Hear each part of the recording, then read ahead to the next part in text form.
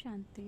1971 की अव्यक्त मुरली की श्रृंखला में ये मुरली है 19/7/1971, 19 जुलाई 1971। इस मुरली का शीर्षक है सिंपल बनो सैंपल बनो, सिंपल बनो सैंपल बनो। आज बाप दादा बच्चों से कहते हैं आज ये जो संगठन हुआ है इसको कौन सा संगठन कहेंगे। बाबा के सामने संगठन बैठा है, कोई ग्रुप बैठा है, बाबा उससे कहते हैं आज जो ये संगठन हुआ है उसको कौन सा संगठन कहेंगे। इस संगठन का नाम कर्म के प्रमाण कौन सा कहेंगे। कर्तव्य के आधार पर नाम बताओ, हर एक नाम बताए, कर्तव्य के आधार पर संगठन का नाम बताए। बाबा बच्चों से कहते हैं जो सभी नाम बोले वह प्रैक्टिकल में अपना कर्तव्य समझकर बोला। बाबा को सबने अपना अपने हिसाब से बताया, बाबा ये नाम होना चाहिए, ये नाम होना चाहिए। तो बाबा कहते हैं जो सभी नाम बोले वह प्रैक्टिकल से अपना कर्तव्य समझकर बोला। प्रैक्टिकल में चल रहे हैं तो फिर क्या हो गए, सपूत और सबूत मूर्त। बाबा कहते हैं प्रैक्टिकल में अगर चल रहे हैं तो फिर क्या हो गए हैं, सपूत या सबूत मूर्त। अगर प्रैक्टिस में सबूत मूर्त नहीं कहेंगे तो प्रैक्टिकल में है सपूत और सबूत मूर्त दोनों ही हैं। ये ग्रुप सिंपल और सैंपल है, ये ग्रुप सिंपल और सैंपल है। सिंपल बनकर सैंपल दिखाने वाला ये ग्रुप है, सिंपल बनकर सादा बनकर, है ना, सिंपल बनकर सैंपल दिखाने वाला। सिंपल कोई ड्रेस आदि में नहीं, लेकिन सभी बातों में सिंपल वन सैंपल बनने में। सिर्फ ड्रेस में सिंपल नहीं कि ड्रेस सिंपल है, बात माने का सभी बातों में सिंपल बनने वाली। जैसे कोई भी सिंपल चीज़ अगर स्वच्छ होती है तो अपनी तरफ आकर्षित करती है, इसी रीति से मनसा में भी जो संकल्प, संबंध में, व्यवहार में भी, रहन सहन में भी सभी में सिंपल और स्वच्छ रहने वाले सैंपल वन अपनी तरफ आकर्षित करते हैं। बाबा ने कहा मनसा से भी जो संकल्प हैं, संबंध में, व्यवहार में, रहन सहन में, सभी में सिंपल और स्वच्छ रहने वाले सैंपल वन अपनी तरफ आकर्षित करते हैं। अगर संबंध में सिंपल नहीं होंगे तो अल्टरनेट क्या होंगे। अगर संबंध में सिंपल नहीं होंगे तो अल्टरनेट क्या होंगे। बाबा कहते हैं सिंपल अर्थात साधारणता, साधारणता में महानता हो। जैसे बाप साकार सृष्टि में सिंपल रहते हुए भी आप सभी के आगे सैंपल बने ना। अति साधारणता ही अति महानता को प्रसिद्ध करती है। तो साधारणता अर्थात सिंपल नहीं हो, नहीं तो प्रॉब्लम बन जाते हैं। बाबा कहते हैं अगर सिंपल नहीं हो, साधारण नहीं हो तो फिर प्रॉब्लम बन जाते हैं। संकल्पों के भी प्रॉब्लम्स रहते हैं, संकल्पों की भी समस्या रहती है, अर्थात सिंपल नहीं तो प्रॉब्लम बन जाते हैं। रहन सहन में भी सिंपल ना होने के कारण औरों के लिए, अपने लिए कोई ना कोई समस्या बन जाते हैं। तो प्रॉब्लम बनना है व सिंपल बनना है। बाबा कहते हैं समस्या बनना है या साधारण बनना है। समस्या वाले सिंपल बन नहीं सकते। तो मनसा में भी सिंपल हो। अगर कोई मनसा में भी उलझन है, मन में भी कोई उलझन है अर्थात समस्या है, तो उसको सिंपल कहेंगे क्या। जैसे देखो गांधी को सिंपल कहते हैं, लेकिन सिंपल बन करके एक सैंपल बनकर दिखाया ना। बाबा कहते हैं गांधी को सिंपल कहते हैं, कितना साधारण रहते थे गांधी। तो बाबा कहते हैं गांधी को साधारण कहते हैं, सिंपल कहते हैं, लेकिन सिंपल बनकर के सैंपल बनकर तो दिखाया ना। उसकी सिंपल एक्टिविटी ही महानता की निशानी थी। वह हो गया हद का एक्ट, लेकिन यहाँ है बेहद के बाप के बच्चे बन बेहद की एक्ट करना।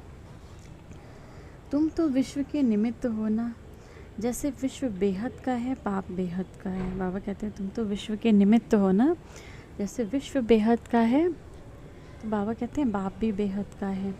वैसे ही जो भी एक्ट करते हो वह बेहद की स्थिति में स्थित होकर एक्ट करना है। जो भी एक्ट करते हो वो बेहद की स्थिति में स्थित होकर एक्ट करना है।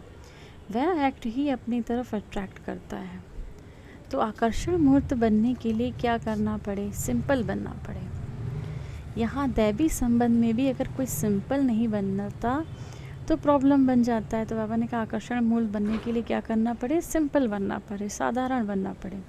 यहाँ दैवी संबंध में भी अगर कोई साधारण नहीं बनता तो समस्या बन जाता है। फिर क्या रिजल्ट होती है, स्नेह और सहयोग से वंचित रह जाते हैं। उन्हें ना तो प्यार मिल पाता है, ना ही किसी का सहयोग मिल पाता है। जो साधारण होते हैं, सिंपल होते हैं, उसकी तरफ ना चाहते हुए भी सभी को स्नेह और सहयोग देने की शुभ भावना होगी। जो साधारण होंगे, सिंपल होंगे, तो बाबा कहते हैं उसको ना चाहते हुए भी सभी को सहयोग देने की शुभ भावना होगी।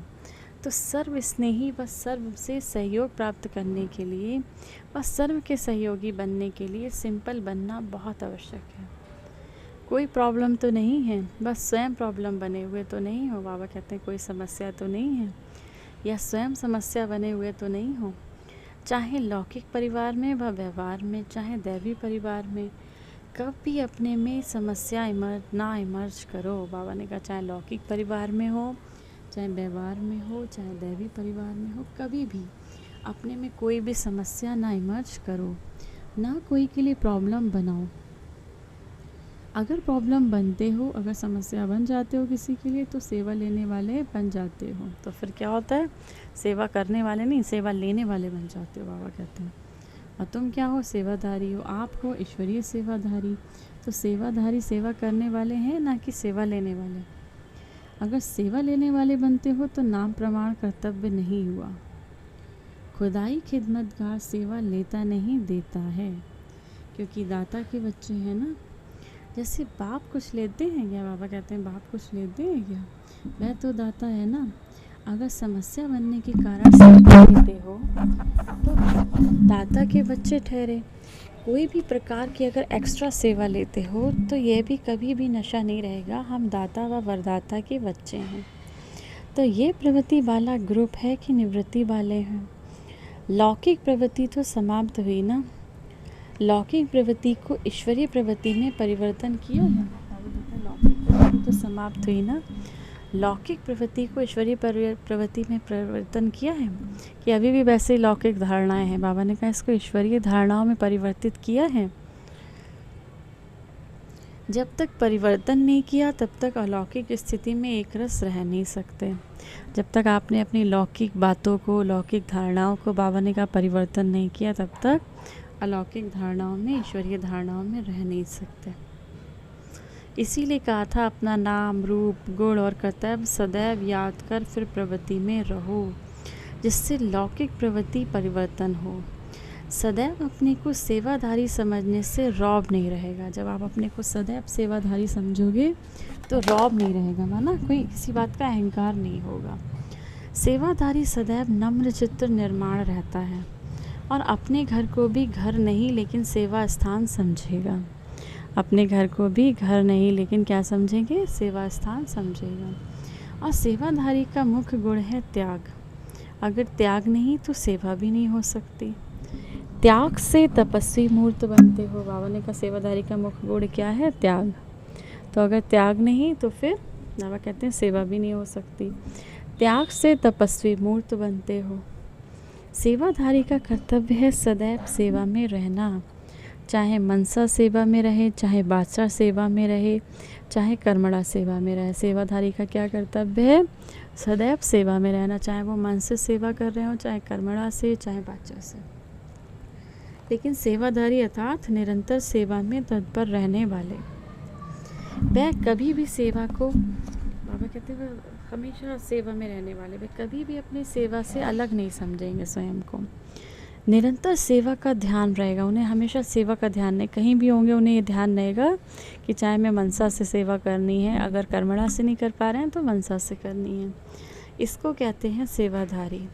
तो अपने को सेवाधारी समझो, सेवा स्थान समझकर रहो, त्याग वृत्ति वाले तपस्वी मूर्त होकर रहो। कहाँ भी रहो बाबा कहते हैं सेवा स्थान समझ कर रहो। भल घर में रह रहे हो, भल गृहस्थ में रह रहे हो, लेकिन ये समझो कि सेंटर है, ये सेवा स्थान है।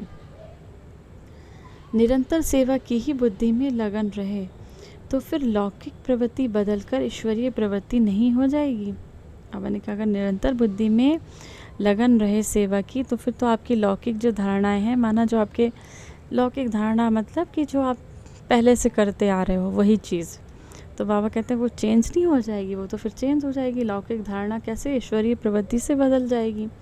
तो ये ग्रुप नवीनता क्या दिखाएगा जो कोई ग्रुप ने ना दिखाई हो।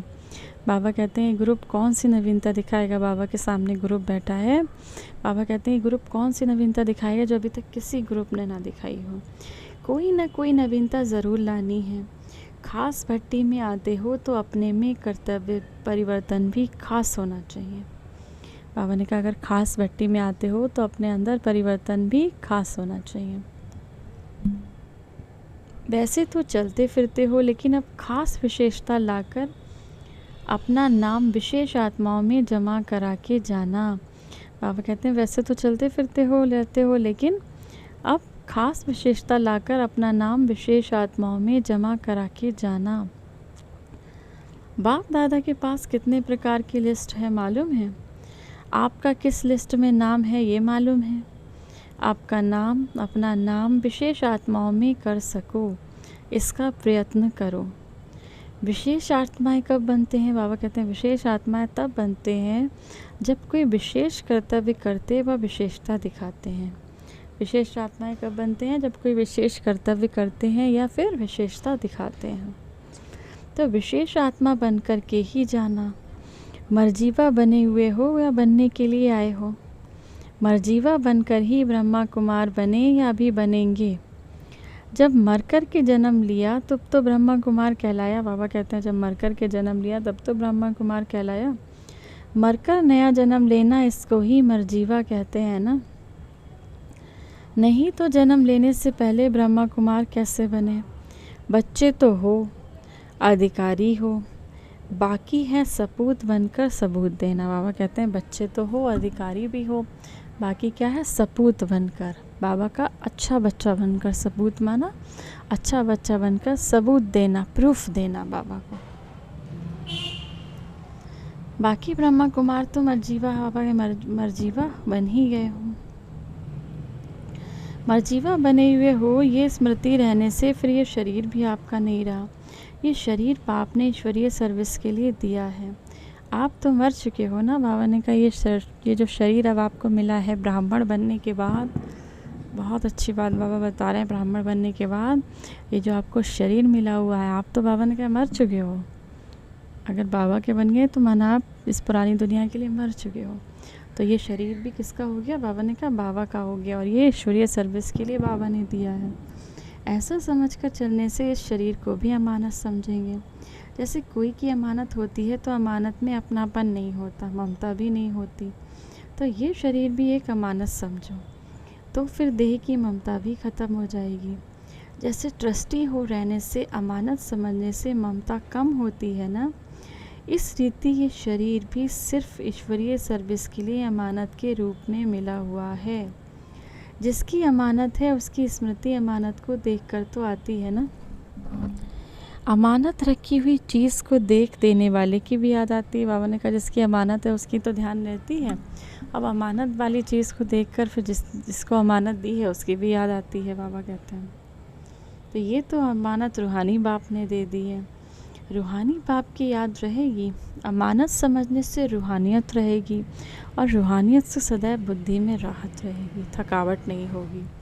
अमानत में ख़यानत करने से रूहानियत के बदली उलझन आ जाती है, राहत के बजाय घबराहट आ जाती है। इसीलिए ये शरीर है ही सिर्फ ईश्वरीय सर्विस के लिए। अमानत समझने से ऑटोमेटिकली रूहानियत की स्थिति रहेगी। ये सहज उपाय है ना। अब निरंतर सहज योगी बन सकेंगे ना।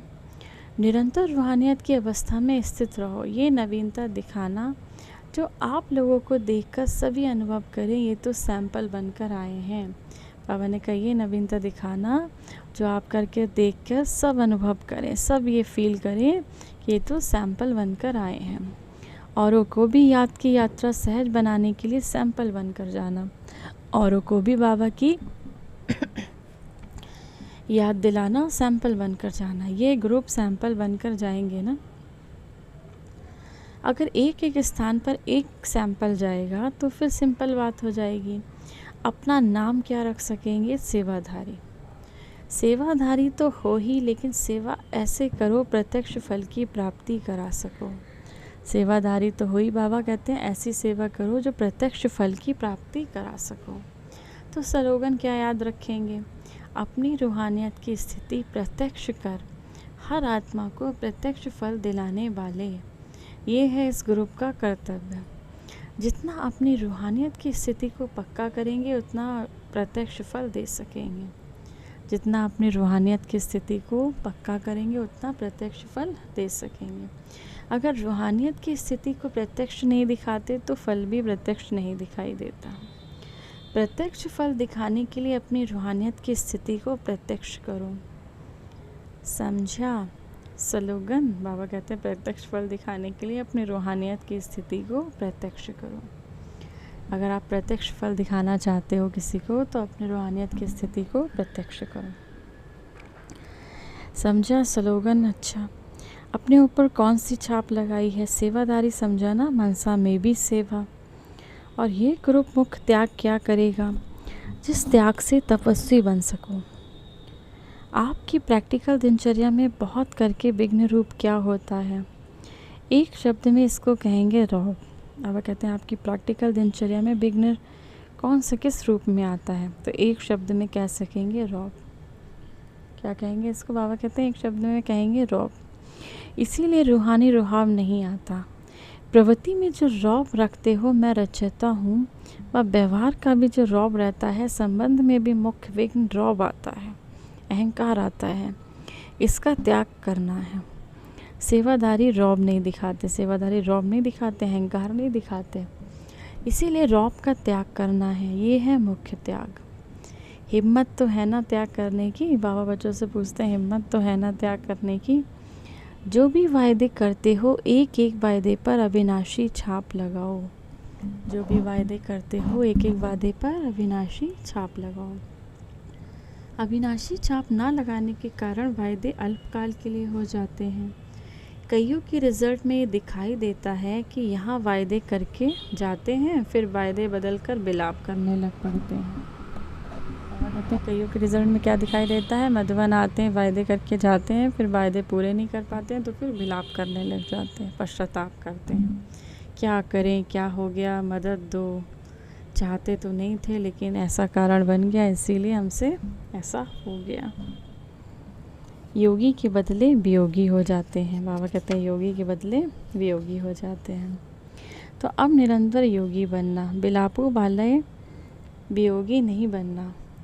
ये ग्रुप नहीं, यही प्रैक्टिकल करके दिखाए। जो कहा है वही करेंगे, चाहे कितनी भी बातें सहन करनी पड़े, लेकिन सामना करके दिखाएंगे। ग्रुप क्या प्रैक्टिकल दिखाए? बाबा कहते हैं चाहे कितनी भी बातें सहन करनी पड़े लेकिन सामना करके दिखाएंगे। विजयी बन करके ही दिखाएंगे। एक दो के मददगार शुभ चिंतक बनते रहे तो सहयोगी बन क्या नहीं कर सकते? जब वह एक दो के सहयोगी बन घेराव डाल सकते हैं तो क्या आप माया का घेराव नहीं डाल सकते? माया को घेराव नहीं डाल सकते? बाबा ने कहा जब सहयोगी बन, एक दो के सहयोगी बन घेराव डाल सकते हो तो क्या आप माया को घेराव नहीं डाल सकते? पांडव सेना घेराव नहीं डाल सकती। एक दो के शुभ चिंतक सहयोगी बनते रहे तो माया की हिम्मत नहीं जो आपके घेराव के अंदर आ सके। आप जब एक दो के शुभ चिंतक बन जाएंगे, सहयोगी बन जाएंगे, तो बाबा कहते हैं माया के अंदर हिम्मत नहीं पड़ेगी कि आप घेराव डाल सके। ये है सहयोग की शक्ति। ये संगठन है सहयोग की शक्ति का। ये संगठन के सहयोग की शक्ति का प्रत्यक्ष रूप दिखाना। अच्छा, ये है हमारे बाबा की बहुत सुंदर मुरली 19/7/1971, जिसमें बाबा कहते हैं सिंपल बनो। सिंपल माना सिर्फ कपड़ों से नहीं, संस्कारों से सिंपल, संकल्पों से सिंपल, संबंध व्यवहार में सिंपल। बाबा कहते हैं अगर आप साधारण नहीं बने, अपने खान पान में भी साधारण बनना है, रहन सहन में भी साधारण बनना है, संकल्पों में भी साधारण बनना है, तो बाबा कहते हैं अगर साधारण नहीं बनते हो, सिंपल नहीं बनते हो, फिर क्या बन जाते हो? समस्या बन जाते हो, प्रॉब्लम बन जाते हो सबके लिए। तो जो जितना सिंपल रहेगा वो प्रभु प्रिय भी रहेगा और लोकप्रिय भी रहेगा, बाबा का प्रिय भी बनेगा।